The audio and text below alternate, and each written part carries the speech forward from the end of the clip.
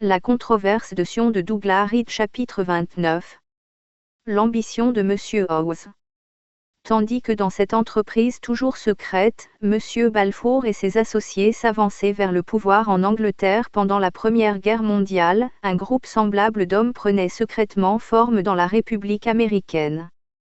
La machine politique qu'ils construisirent produisit son plein effet presque 50 ans plus tard, quand le président Truman fondit réellement l'État sioniste en Palestine. En 1900, les Américains s'accrochaient toujours à leur rêve américain, et l'essence de cela était d'éviter les enchevêtrements avec l'étranger.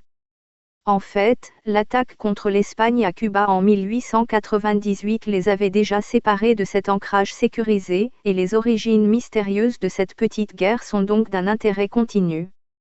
On provoqua le public américain pour qu'il explose en une frénésie guerrière, de la façon familière, quand on raconta que le Maine avait explosé dans le port de la Havane à cause d'une mine espagnole. Quand il fut renfloué, de nombreuses années plus tard, on découvrit que ces plaques avaient été soufflées vers l'extérieur par une explosion intérieure, mais à ce moment-là, la foule avait depuis longtemps perdu son intérêt pour la question. L'effet de la guerre hispano-américaine, l'enchevêtrement ininterrompu des Américains dans les affaires des autres, prêta une importance majeure à la question, qui devait exercer le pouvoir exécutif en Amérique, car la nature de n'importe quel enchevêtrement en dépendait clairement. La réponse à cette question, de nouveau, fut gouvernée par l'effet d'une guerre précédente, la guerre de sécession américaine de 1861 à 1865. Ses conséquences principales, peu comprises par les nordistes et les sudistes en lutte, furent de changer sensiblement la nature, d'abord de la population, ensuite du gouvernement de la République. Avant la guerre de sécession, la population américaine était principalement irlandaise, irlando-écossaise, écossaise, britannique, allemande et scandinave, et à partir de cet amalgame, un individu distinctement américain se développa. Dans la suite directe de cette guerre, l'ère de l'immigration sans restriction commença, qui en quelques décennies amena en Amérique des millions et des millions de nouveaux citoyens d'Europe de l'Est et du Sud. Ceux-ci comprenaient une grande masse de Juifs des régions talmudiques de Russie et de la Pologne russe. En Russie, le rabbinat s'était tenu entre eux et l'assimilation, et cela continua quand ils atteignirent l'Amérique. Ainsi, le XXe siècle, à son début, lança-t-il la question, quel rôle leurs leaders acquerraient-ils dans le contrôle politique de la République et de ses entreprises étrangères? Les événements postérieurs montrèrent que la conspiration de l'Est, sous ces deux formes, entra en Amérique par cette immigration massive.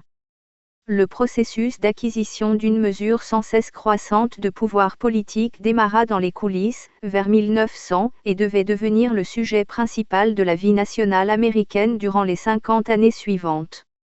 L'homme qui le premier impliqua l'Amérique dans ce processus fut un certain monsieur Edward Mendell House, populairement connu comme le colonel House, mais il n'avait fait aucun service militaire, un gentleman du Sud, principalement de descendance hollandaise et anglaise, qui grandit au Texas durant la période amère de la Reconstruction, qui suivit la guerre de sécession. Il constitue un personnage remarquable dans cette histoire. Comme d'autres connaisseurs exulteraient au goût d'un cognac rare, il adorait l'exercice secret du pouvoir par le biais des autres, et le confia avec franchise à son journal. Il fuyait la publicité, dit son éditeur, M. Charles Seymour, par un sens de l'humour sardonique qui était chatouillé par la pensée qu'invisible et souvent insoupçonnée, sans grande richesse ni poste élevé, par le simple pouvoir de la personnalité et du bon sens, il détournait en réalité les courants de l'histoire. Peu d'hommes ont exercé un si grand pouvoir en si totale irresponsabilité, il est assez facile pour quelqu'un sans responsabilité de s'asseoir autour d'un cigare et d'un verre de vin, et de décider de ce qu'il y a de mieux à faire, écrivit M. Howes. Le choix des mots de son éditeur est exact, M. Howes ne guide pas la politique nationale américaine, mais la détourna vers le sionisme, le soutien de la révolution mondiale et la promotion de l'ambition du gouvernement mondial. Le fait qu'il exerça le pouvoir secrètement est prouvé. Ses motivations pour l'avoir exercé dans cette direction-là sont difficiles à découvrir, car ses pensées, telles que révélées par son journal et son roman, semblaient être si confuses et contradictoires qu'aucune image claire n'émerge d'elles. L'immense rapport quotidien de son règne secret, les papiers intimes, exposa entièrement comment il travaillait. Il laisse sans réponse la question de ce qu'il voulait, en fin de compte, ou s'il savait même ce qu'il voulait. Quant à cela, son roman montre seulement un esprit rempli de notions démagogiques insensées, jamais clairement étudiées dans le détail. L'apostrophe empoulée est sur la page de garde est typique, ce livre est dédié aux nombreux malheureux qui ont vécu et sont morts en ayant manqué les opportunités, parce que dès le départ, la structure sociale mondiale était injuste. Cela signifie apparemment que M. Howes, qui se prenait pour un homme religieux, avait une piètre opinion du travail d'une autorité précédente, décrite en ces mots, au commencement, Dieu créa le ciel et la terre. Dans la recherche des origines des idées politiques de M. Howes, qui furent d'abord apparentées au communisme, plus tard dans sa vie, quand les dégâts étaient faits, il devint plus modéré, le chercheur est lancé sur des pistes significatives. Son éditeur trouve dans sa première pensée une note, réminiscente de Louis Blanc et des révolutionnaires de 1848. Gardant cela en mémoire, j'ai dirigé antérieurement l'attention des lecteurs vers Louis Blanc, le révolutionnaire français qui, pendant un moment, en 1848, sembla susceptible de jouer le rôle de Lénine, et convoqua l'Assemblée des délégués des travailleurs, qui était une anticipation des soviétiques de 1917. De telles notions, chez un Texan de la fin du XXe siècle, sont aussi inattendues que le bouddhisme chez un Esquimau. Néanmoins, M. Howes acquit ces idées dans sa jeunesse, quelqu'un les avait implantées en lui. Son deuxième prénom, Mendel, était celui d'un marchand juif de Houston, qui était l'un des amis les plus intimes de son père. Le fait que le père ait donné un nom juif à son fils indique l'attitude de la famille envers cette race. M. Arthur Day Audin, son biographe, dans le roman de M. Howes, le héros refuse tout avancement pour aller vivre dans une chambre modeste de l'East Side avec un juif polonais, arrivé en Amérique après des émeutes antisémites à Varsovie, causées par le meurtre du fils d'un haut représentant gouvernemental, commis par un jeune juif, harcelé au-delà de l'endurance. Plus tard, le beau-frère et conseiller de M. Howes fut un juif, le docteur Sidney Mises, qui fut l'un des initiateurs du plan du gouvernement mondial de ce siècle dans sa toute première forme, The League to Enforce Peace, la Ligue d'imposition de la paix, NDT. C'est tout ce qui peut être mis à jour sur l'atmosphère intellectuelle de la période formatrice de l'esprit de M. Howes. Dans un de ses passages les plus révélateurs, M. Howes lui-même commente la suggestion d'idées faites à d'autres, et montre, apparemment sans le comprendre, à quel point il était impuissant en fin de compte, lui qui pensait être tout-puissant, avec le président, comme avec tous les autres hommes que j'ai cherché à influencer. C'était invariablement mon intention de lui faire penser que les idées qu'il tirait de moi étaient les siennes propres. Normalement, pour dire la vérité, l'idée ne m'était pas originale. La chose la plus difficile au monde est de suivre à la trace n'importe quelle idée jusqu'à sa source. Nous pensons souvent qu'une idée nous est originale quand, à la simple vérité, elle a été inconsciemment absorbée de quelqu'un d'autre. Il commença à apprendre la politique au Texas, quand il n'avait que 18 ans, percevant alors, pendant une élection présidentielle, 1876, que 2 ou 3 hommes au Sénat et 2 ou 3 à la Chambre, et le président lui-même, dirigeaient le gouvernement. Les autres n'étaient que des hommes de paille. Par conséquent, je n'avais aucune ambition d'avoir une fonction, ni n'avais aucune ambition de parler. Il met la même idée dans la bouche d'un politicien, dans son roman de 1912.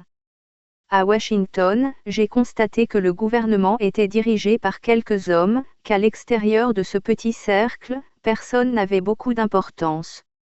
C'était mon ambition d'y faire irruption si cela était possible, et mon ambition a maintenant fait un bond, au point de vouloir, non seulement en faire partie, mais plus tard, être cela. Le président m'a demandé d'entreprendre la direction de sa campagne. Il a été nommé et réélu à une écrasante majorité, et j'étais maintenant bien à l'intérieur du cercle enchanté, et à portée de mon désir suivant de n'avoir aucun rival. J'enroulai un fil presque invisible autour du peuple, qui le maintenait fermement. Dans cet esprit, M. Howes entra en politique au Texas. Je commençai en haut plutôt qu'en bas. Cela est mon habitude de mettre quelqu'un d'autre à la tête théoriquement, de sorte que je puisse faire le véritable travail sans être dérangé par les demandes qui sont faites à un président. Chaque responsable des campagnes que je dirigeais recevait publicité et applaudissements tant de la presse que du peuple. Pendant la campagne, il quittait l'attention du public en quelques mois, et pourtant, quand la campagne suivante arrivait, le public et la presse acceptaient avec autant d'impatience un autre homme de paille. M. Howes utilisa le Texas plus ou moins comme un jeune acteur prometteur pourrait utiliser la province.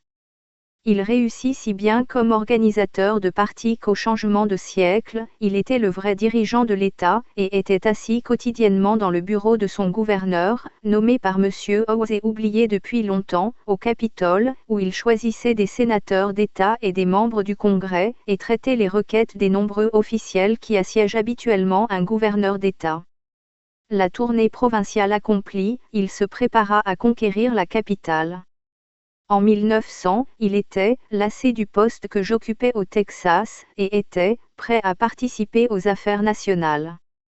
Après une préparation supplémentaire, il commença en 1910, alors que la Première Guerre mondiale approchait, à rechercher un candidat approprié à la nomination démocrate pour l'élection présidentielle. Ainsi M. Howes, âgé de 50 ans, était-il un faiseur de président. Avant de lire ses papiers intimes, j'étais très impressionné par la connaissance étrange, affichée par un sioniste américain majeur, le rabbin Stephen Wise, qui en 1910, dit devant un auditoire du New Jersey, mardi, M. Woodrow Wilson sera élu gouverneur de votre État, il n'achèvera pas son mandat comme gouverneur, en novembre 1912, il sera élu président des États-Unis, il sera investi président pour la deuxième fois. C'était de la préconnaissance, à la manière de celle révélée par les protocoles, Léon Pinsker et Max Nordau, mais une recherche approfondie révéla que le rabbin Wise la tenait du colonel House. Apparemment, M. Wilson avait été étudié de près par le groupe d'hommes secrets qui était en passe de fusionner, car ni M. House, ni le rabbin Wise à ce moment-là ne l'avaient rencontré. Mais M.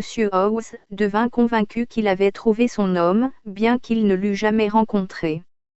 Je me suis tourné vers Woodrow Wilson, comme étant le seul homme, qui en tout point se montrait à la hauteur de la tâche, M. Howden. La mesure standard utilisée est indiquée dans un passage postérieur. L'ennui avec l'obtention d'un candidat à la présidence, c'est que l'homme qui est le mieux adapté pour cette place ne peut être désigné, et, s'il était désigné, il ne pourrait être élu. Le peuple prend rarement le meilleur homme adapté au poste, il est donc nécessaire de travailler pour le meilleur homme qui puisse être désigné et élu, et en ce moment, Wilson semble être cet homme.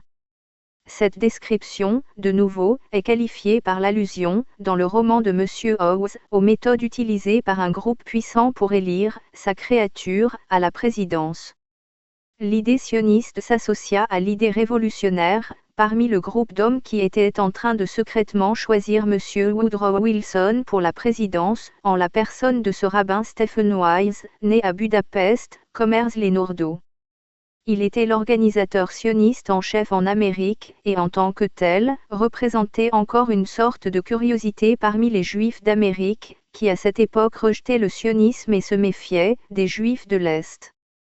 Jusqu'en 1900, comme le dit le rabbin Wise, le sionisme en Amérique se limitait aux Juifs immigrants de Russie, qu'il avait amenés avec eux des ghettos talmudiques de là-bas. La masse des Juifs américains était d'origine allemande et rejetait catégoriquement le sionisme. Entre 1900 et 1910, 1 million de nouveaux immigrants juifs arrivèrent de Russie, et, sous organisation sioniste, commencèrent à former un corps important d'électeurs. Là était le lien entre M. Howes, dont la stratégie électorale sera décrite, et le rabbin Wise. Le rabbin Wise, qui était principalement connu comme orateur militant, pour ne pas dire agitateur, concernant les questions relatives au travail, n'était alors pas un personnage juif représentatif, et néanmoins, comme le docteur Weizmann en Angleterre, il était l'homme à qui les potentats politiques donnaient secrètement les entrées et prêtaient l'oreille. La force de ce groupe secret est montrée par le fait qu'en 1910, quand M. Howes eut confidentiellement décidé que M. Wilson devait être le prochain président, le rabbin Wise proclama publiquement qu'il le serait, et pour 2 mandats. Cela nécessitait un remaniement la politique du rabbin, car il soutenait toujours le parti républicain. Après la sélection secrète de M. Wilson par M. Howes, le rabbin Wise passa au parti démocrate. Ainsi, les idées révolutionnaires, confuses de M. Howes et celles parfaitement claires du sionisme arrivèrent elles ensemble sur le seuil de la Maison-Blanche. L'entente au sein du groupe était cordiale. M. Wise déclare, après l'élection, que « Nous avons reçu une aide chaleureuse et encourageante de la part du colonel Haos, ami intime du président. Haos a non seulement fait de notre cause l'objet de son attention particulière, mais a servi d'officier de liaison entre l'administration de Wilson et le mouvement sioniste. » Le parallèle étroit entre le cours de ces procédés secrets en Amérique et ceux en Angleterre est montré ici. Le secret de la mainmise de M. Howes sur le Parti démocrate repose sur la stratégie qu'il avait inventée pour gagner les élections. Le Parti démocrate n'avait pas été au pouvoir depuis presque 50 ans sans interruption, et Haos avait inventé une méthode qui faisait de la victoire une quasi-certitude mathématique. Le Parti démocrate devait, en fait, devoir ses victoires en 1912 et 1916, aussi bien que les victoires du président Roosevelt et du président Truman en 1932, 1936, 1940, 1944 et 1948, à l'application du plan de M. Howes. Dans ce plan électoral, qui dans son domaine mérite peut-être le nom de génie, se trouve l'effet persistant de M. Howes sur la vie de l'Amérique. Ses idées politiques n'étaient jamais formées de façon claire, et il les changeait fréquemment, si bien qu'il forgea un instrument par lequel les idées des autres furent mises en application. L'instrument lui-même fut brillamment conçu. En essence, c'était un plan pour obtenir le vote massif des natifs de l'étranger, les nouveaux immigrés en faveur du Parti démocrate, en faisant appel à leurs sentiments raciaux et leurs réflexes émotionnels particuliers. Il fut mis au point de façon très détaillée, et réalisé d'une main de maître, dans cette branche particulière que sont les sciences politiques. Ce qui est unique et prodigieux dans ce plan, c'est que M. Howes le publia anonymement, la même année 1912, où M. Wilson, secrètement choisi, fut officiellement désigné et élu. Au cours de cette année chargée, M. Howes trouva le temps d'écrire en 30 jours un roman intitulé Philip Dru, Administrator. Ce terme inhabituel rappelle l'allusion des protocoles aux administrateurs que nous choisirons. Le chapitre intitulé « La fabrication d'un président », qui n'est manifestement pas une fiction, transforme ce roman presque illisible en un document historique de première importance. Dans ce chapitre de son roman, que M. Howes fut poussé à publier par son mentor assidu, le Dr Sidney Mises, un sénateur américain du nom de Selwyn, est décrit comme se préparant à diriger la nation d'une main absolue, et pourtant, on ne saurait pas que c'est lui, le pouvoir dirigeant. Selwyn et M. Howes. Apparemment, il ne put résister à la tentation de donner un indice de son identité, et fit en sorte que Selwyn invite l'homme qu'il avait choisi comme présidente marionnette. Selwyn recherche un candidat à dîner chez moi, dans mes salons à Mendel House. Auparavant, Selwyn invente un plan infâme, de concert avec un certain John Torr, le grand prêtre de la finance, plan par lequel une organisation complète et compacte, utilisant une tromperie des plus ignobles eu égard à ses opinions et intentions réelles, pourrait élire sa créature à la présidence. Le financement de cette ligue secrète était simple. L'influence de Torr dans toute l'Amérique commerciale était absolue. Torr et Selwyn choisirent les 1000 millionnaires, qui devaient donner chacun $10 000. Torr devait dire à chacun d'eux qu'il y avait une question, touchant au bien commun de la fraternité des affaires, qui nécessitait $20 000, et que lui, Torr, en fournirait 10, et voulait que chacun en fournisse autant. Il n'y avait que quelques hommes d'affaires, qui ne s'estimaient pas heureux de se voir convoqués à New York par Torr, et qu'on leur demande de le rejoindre aveuglément dans un financement dont le but était la sauvegarde des richesses.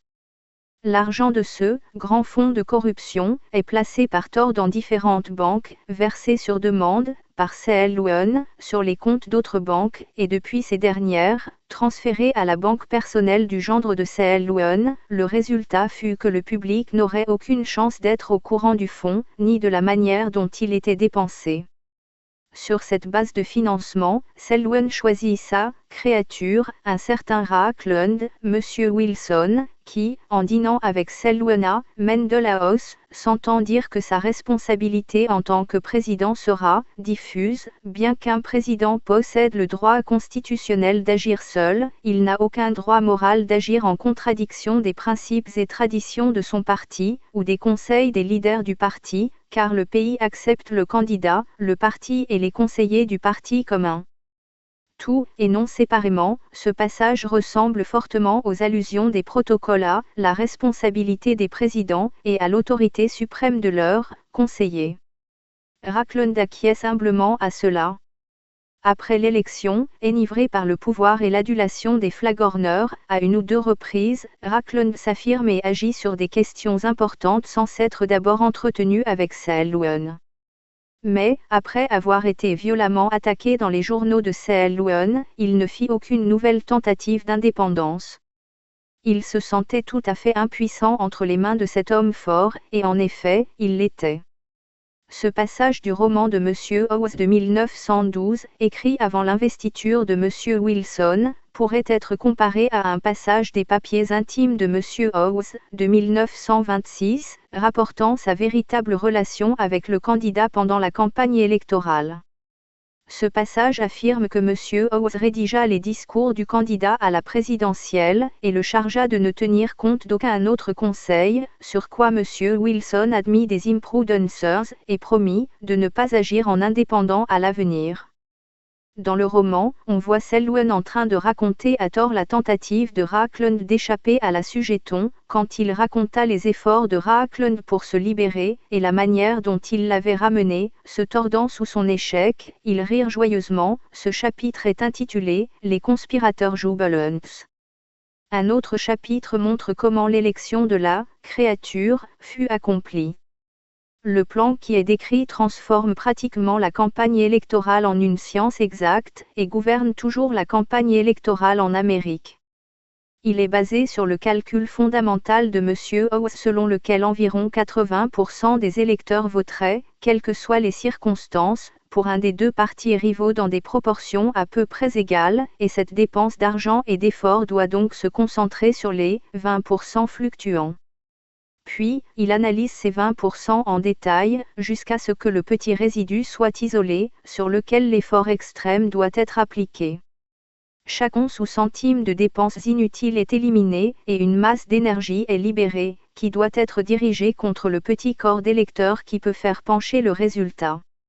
Ce plan a tant fait pour détourner le cours des événements en Amérique et dans le monde qu'il faut ici le résumer en détail. Selwyn commence la campagne d'investiture en éliminant tous les États dans lesquels l'un ou l'autre parti est sûr de gagner. De cette façon, il est libre de consacrer toutes ses pensées aux 12 États indécis, sur les votes desquels l'élection se déciderait. Il divise ceux-ci en groupes de 5000 électeurs, nommant pour chaque groupe un homme sur place, et un autre au siège national. Il calcule que sur les 5000, 4000, en parts égales, ne pourraient probablement pas être détournés de son propre parti ou de l'autre, et cela fait tomber son analyse à 1000 électeurs indécis, dans chaque groupe de 5000 dans les 12 États, sur lesquels se concentrer. L'homme local est chargé d'obtenir toutes les informations possibles sur leur race, religion, profession et anciens liens de parti, et de les expédier à l'homme national responsable du groupe en question, qui est alors chargé d'atteindre chaque individu au moyen de la littérature, de la persuasion ou peut-être par quelque argument plus subtil. Le devoir des deux agents pour chaque groupe, un sur le terrain et l'autre au siège, est à eux deux de ramener une majorité sur les 1000 votes qui étaient à leur charge. Entre-temps, les directeurs de l'autre parti envoyaient des tonnes d'imprimés à leur siège de l'État, qui, à son tour, les distribuait aux organismes de province, où ils étaient déposés dans un coin et donnés aux visiteurs quand ils le demandaient. Le comité de Selwyn en utilisait le quart, mais chaque imprimé arrivait dans une enveloppe scellée, avec une lettre cordiale, adressée à un électeur qui n'avait pas encore décidé pour qui voter. L'opposition n'envoyait à grands frais des orateurs d'un bout à l'autre du pays. Selwyn envoyait des hommes au sein de ces groupes pour persuader personnellement chacun des 1000 électeurs hésitants de soutenir la liste Racklund. Par cette méthode des plus habiles d'analyse, d'élimination et de concentration, Racklund, dans le roman, et M. Wilson, dans la réalité, fut élu en 1912. L'appel concentré aux 1000 électeurs hésitants de chaque groupe fut particulièrement axé sur l'émotion de la race, du credo et de la couleur, et les objets d'attention furent évidemment choisis en ayant cela à l'esprit. Ainsi, Selwyn gagna Thiel et Racklund devint la pierre angulaire de la voûte qu'il avait entrepris de construire. Le reste du roman est sans importance, mais contient quelques autres points significatifs. Son sous-titre est « Une histoire de demain, 1920 à 1935 ».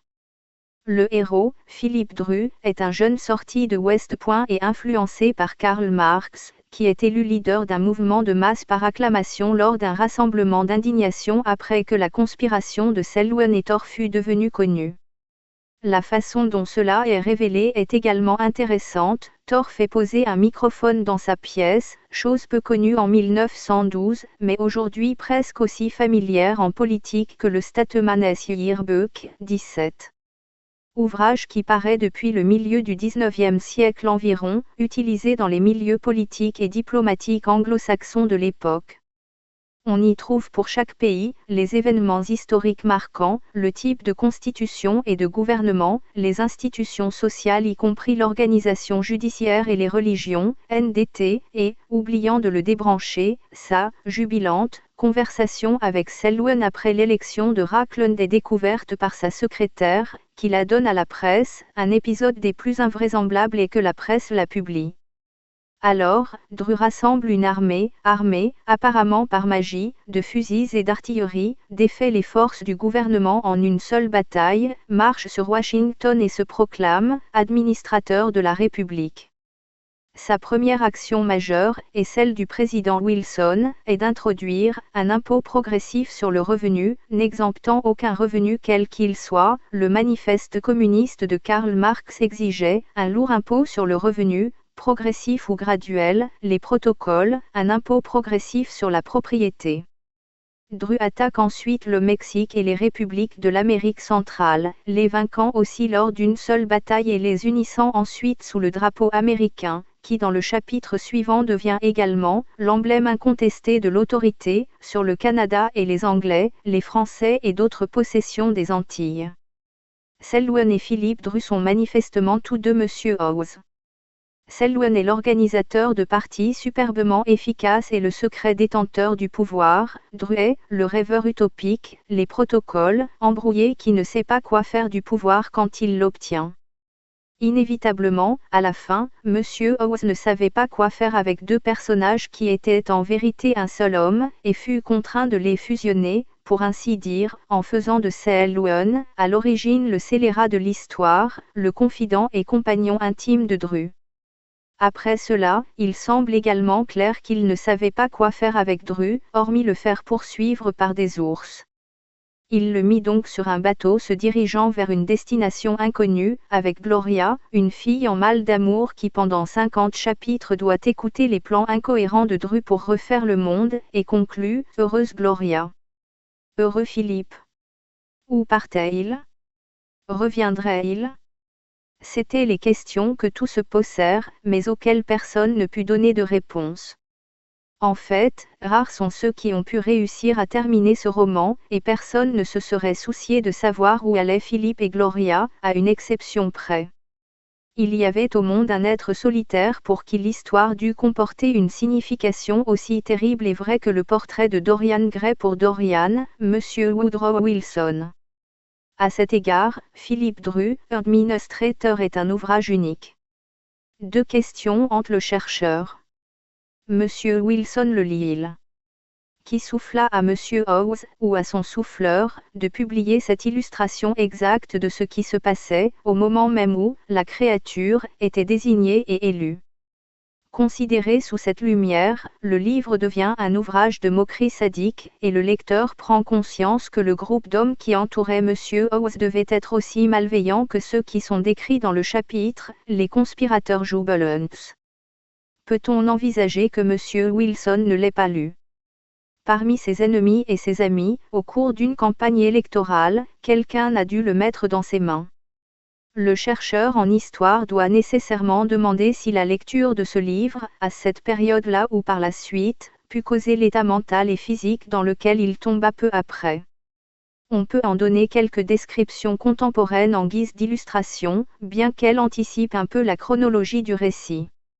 Monsieur Howes écrivit plus tard à propos de l'homme qu'il avait choisi et avait fait élire, le seul qui en tout point se montrait à la hauteur du poste. Je pensais à ce moment-là, 1914, et à plusieurs occasions par la suite, que le président voulait mourir. Certainement, son attitude et son état mental indiquaient qu'il n'avait aucun appétit de vivre. Alors que M. Wilson était président depuis peu, M. Horace Plunkett, l'ambassadeur britannique, écrivit à M. Howes « J'ai présenté mes respects au président, et j'ai été choqué de lui voir l'air si épuisé. Le changement depuis janvier dernier est terriblement marqué. » 6 ans plus tard, William Wiseman, un émissaire gouvernemental britannique, dit à M. Howes « J'ai été choqué par son aspect. » Son visage était tiré et d'une couleur grise, et se convulsait fréquemment dans un effort pitoyable pour contrôler ses nerfs qui avaient lâché. 1919-18. Astérisque de forte ressemblance se retrouve dans les descriptions contemporaines de M. Roosevelt, dont M. Howes croyait aussi qu'il l'avait choisi comme « homme de paille ». M. Robert E. Sherwood dit avec insistance que M. Roosevelt était toujours hanté par le fantôme de Wilson. Alors que M. Roosevelt était président depuis 2 ans, le directeur de son parti, M. James Farley, écrivit « Le président semblait aller mal, visage tiré et réaction lente, 1935, et 2 ans plus tard, il fut choqué par l'aspect du président, 1937. En 1943, Madame Chiang Kai-shek fut choquée par l'apparence du président. En 1944, dit M. Merriman Smith, il semblait plus vieux que je l'ai jamais vu et il fit un discours hors de propos, et M. John T. Flynn dit que les photos du président choquèrent la nation. En 1945, Mademoiselle Françoise Perkins, un membre de son cabinet, sortit de son bureau en disant « Je ne peux pas supporter ça, le président a une apparence affreuse. » Apparemment, la clé du chagrin est de recevoir une haute fonction en tant qu'instrument d'autres personnes qui restent dans l'ombre. Monsieur Wilson prend inévitablement un air spectral quand on l'examine à la lumière de ce récit en cours de déroulement. Monsieur Howes, le rabbin Wise et d'autres autour de lui semblèrent le contempler de la même façon que les collectionneurs contempleraient un spécimen épinglé. Vu l'état des choses, il dut être guidé par la conjecture, plutôt que par la révélation, lorsqu'à l'âge de 20 ans il décida qu'il serait un jour président. On le savait, et le rabbin Wise lui demanda un jour. « Quand avez-vous pensé ou rêvé pour la première fois à la présidence ?» Comme le rabbin en savait tellement plus que le président sur la manière dont le rêve avait été réalisé, il était peut-être ironique, et fut manifestement surpris dans sa déférence habituelle quand M. Wilson répondit « Il n'y eut jamais un moment après mon diplôme obtenu à l'université Davidson en Caroline du Sud où je ne m'attendais pas à devenir président, si bien que le rabbin demanda sardoniquement « Même quand vous étiez enseignant dans une université de filles ?» Monsieur Wilson, apparemment toujours inconscient, répéta « Il n'y eut jamais un moment où je ne m'attendais pas et ne me préparais pas à devenir président. » Entre le choix secret de M. Wilson par M. Howes en 1910 et sa nomination publique pour la présidentielle en 1912, il fut poussé à rendre un hommage public au sionisme. À ce moment, les Américains commencèrent à s'impliquer, de même que le peuple britannique s'était effectivement engagé à partir de l'offre de l'Ouganda en 1903. M. Wilson, dans sa préparation à la campagne, fit un discours sur « les droits des Juifs », dans lequel il dit « Je ne suis pas ici pour exprimer notre sympathie envers nos concitoyens juifs, mais pour rendre évident notre sentiment d'identité avec eux. Ceci n'est pas leur cause, c'est celle de l'Amérique. » Cela ne pouvait signifier qu'une chose, c'était une déclaration de politique étrangère, si M. Wilson était élu. Il n'y avait aucune nécessité de rendre évident le sentiment d'identité entre les Américains, et les Juifs en Amérique étaient en tout point libres et égaux, seul un refus de s'identifier à l'Amérique pouvait altérer cela, et M. Wilson proclama dans les faits ce refus. Il déclarait spécifiquement que l'identité juive était différente et séparée, et que l'Amérique, sous lui, soutiendrait cette autoségrégation comme une cause.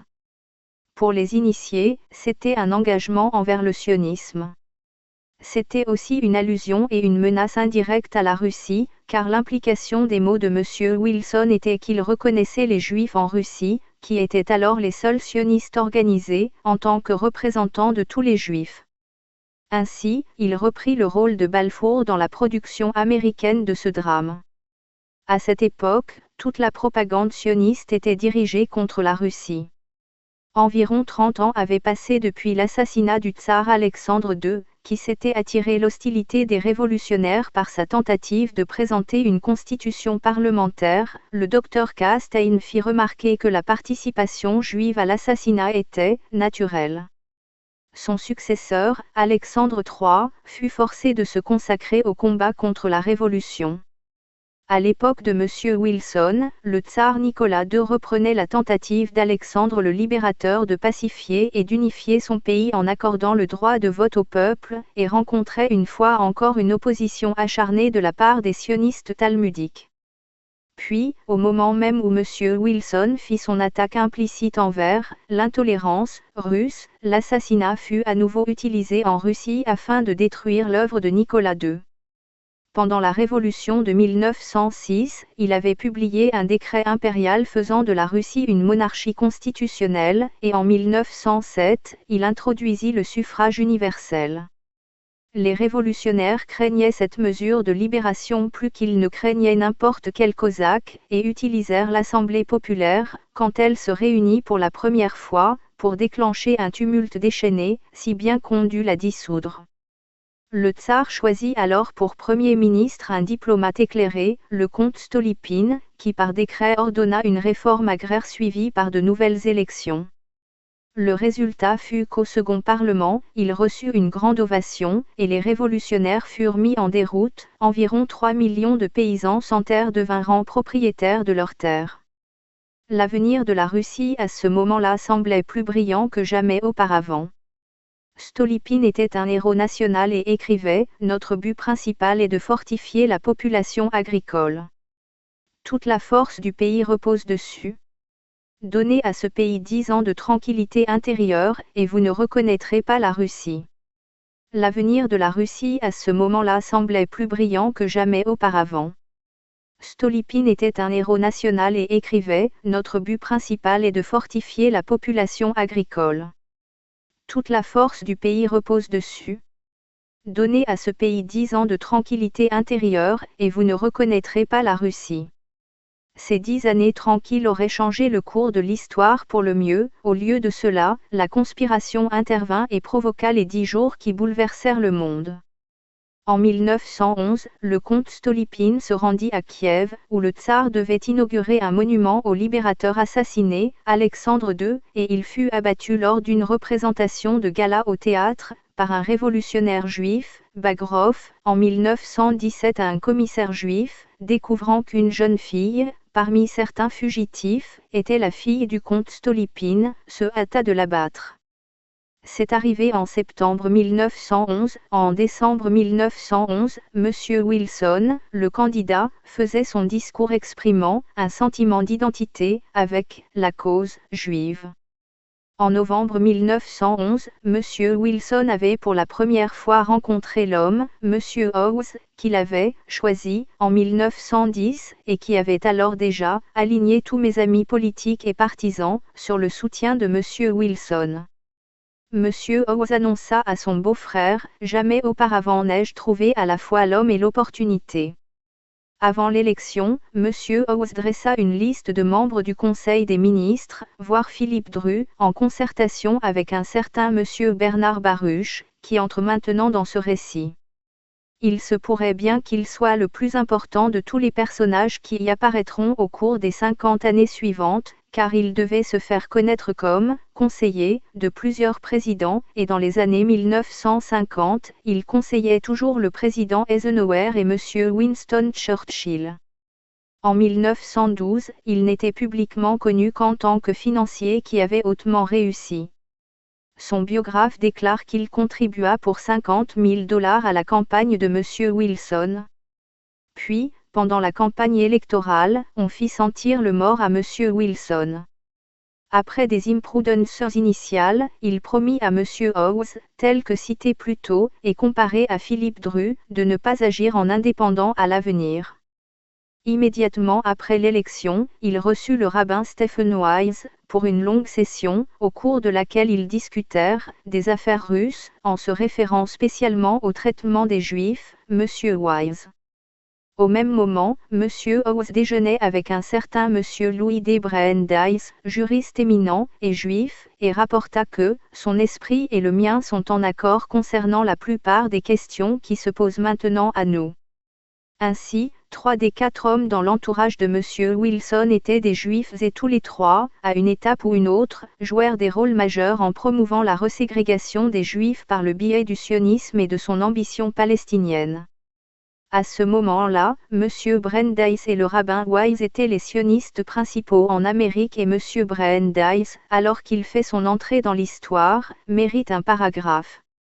Il était distingué en apparence et en intellect, mais ni lui ni un autre avocat n'aurait pu définir ce qui, en lui, constituait un juif.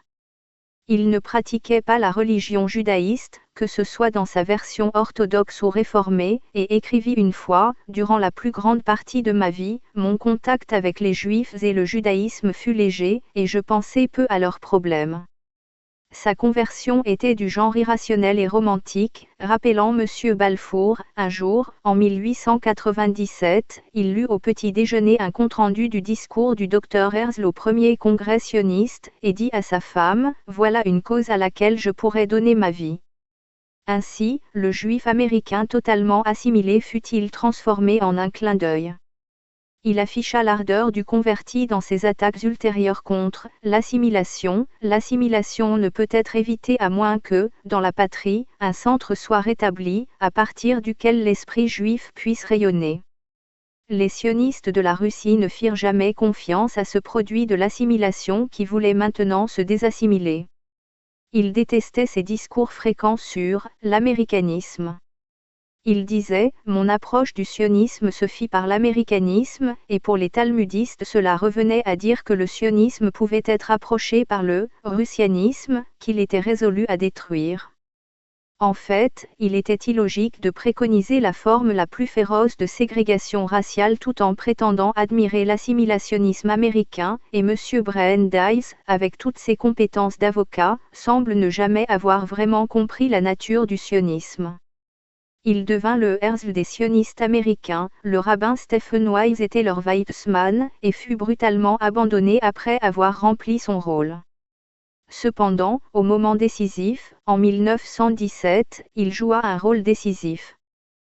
Tel était le regroupement autour d'un président captif tandis que la République américaine s'avançait vers l'engagement dans la Première Guerre mondiale, et telle était la cause qui allait être poursuivie à travers lui, et à travers l'engagement de son pays. Après son élection, M. Howes prit en main sa correspondance, décida qui il devait voir ou ne pas recevoir, dit aux membres du cabinet ce qu'il devait dire ou ne pas dire, etc. Entre-temps, il avait aussi trouvé le temps d'écrire et de publier ce roman étonnant. Il voulait le pouvoir et l'obtint, mais ce qu'il voulait d'autre, suite à cela, il ne le décida jamais. Ainsi, son ambition était-elle sans but, et rétrospectivement, il ressemble maintenant à Savrola, le héros du roman d'un autre politicien, dont l'auteur, M. Winston Churchill, dit « L'ambition était la force motrice, et Savrola était impuissant à y résister. » À la fin de sa vie, M. Howes, seul et oublié, détestait Philippe Dru. Mais entre 1911 et 1919, la vie fut délicieuse pour M. Howes. Il adorait le sentiment de pouvoir pour le pouvoir, et de plus était trop gentil pour vouloir égal nuire à Raclund à la Maison Blanche. C'était invariablement mon intention, avec le président comme avec tous les autres hommes que j'ai cherché à influencer, qu'il pense que les idées qu'il tirait de moi étaient les siennes. Dans la nature des choses, j'ai plus réfléchi à de nombreuses choses que le président, et j'avais eu l'occasion d'en discuter plus en profondeur que lui. Mais aucun homme n'aime honnêtement voir un autre homme diriger ses conclusions. Nous sommes tous un peu vaniteux sur ce point. La plupart des gens sont bien trop guidés par la vanité personnelle, dans leurs actes. Il se trouve que ce n'est pas mon cas. C'est m'est égal qui obtient le mérite pour une idée que j'ai transmise. Le principal est que l'idée fonctionne. Habituellement, à dire vrai, l'idée n'était pas de moi. Monsieur Audin, déjà cité. Ainsi, quelqu'un dirigea M. Howes, qui dirigea M. Wilson, vers la conclusion qu'un groupe d'hommes dans les régions talmudiques de Russie devait être mis en possession de la Palestine, avec la conséquence évidente qu'une source permanente de guerre mondiale serait établie là-bas, et que les Juifs du monde seraient à nouveau isolés de l'humanité. Dans ce plan, la destruction de la Russie et la diffusion de la révolution mondiale étaient aussi impliquées de manière prévisible. À cette période, 1913, un événement se produisit, qui sembla peu important alors, mais qu'il faudrait rapporter ici, à cause de sa conséquence importante par la suite. En Amérique, il y avait une organisation appelée Béné Bérite, les enfants de l'Alliance, en hébreu. Fondée en 1843 comme loge fraternelle exclusivement réservée aux Juifs, on la qualifia d'institution purement américaine, mais elle créa des branches dans de nombreux pays, et prétend aujourd'hui représenter tous les Juifs du monde entier, au point qu'elle semble faire partie de l'arrangement que le Dr Stein décrit comme « l'internationale juive ». En 1913 Béné Bérite créa une minuscule ramification, L, Anti-Défamation League, Ligue Anti-Diffamation NDT. Elle devait prendre une taille et un pouvoir immense, avec elle, l'État dans les États se dota d'une sorte de police secrète, et elle réapparaîtra dans cette histoire. Avec l'accession de M. Wilson et du groupe derrière son siège de président, la décor fut installé pour la guerre qui était sur le point de commencer.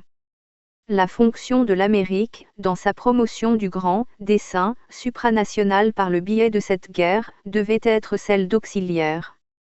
Dans cette première étape, l'Angleterre fut choisie pour le premier rôle, et l'objectif principal, le contrôle du gouvernement britannique, n'avait pas été entièrement acquis quand la guerre commença. Ainsi, l'histoire retraverse maintenant l'Atlantique jusqu'en Angleterre, où M. Balfour était en passe de reprendre à nouveau ses fonctions. Les personnages marquants d'Angleterre étaient toujours résistants aux buts et plans secrets, et avaient l'intention de faire la guerre, et de la gagner aussi rapidement que possible, à l'endroit où elle avait commencé, l'Europe. Il fallait les ramener dans le rang si on voulait que le processus prédit par Max Nordau en 1903 soit accompli. Donc, les hommes récalcitrants devaient être disciplinés, ou bien éliminés. De 1914 à 1916, ainsi, l'histoire devient celle de la lutte pour destituer ces hommes en Angleterre, et les supplanter par d'autres qui, comme M. Wilson, s'aligneraient.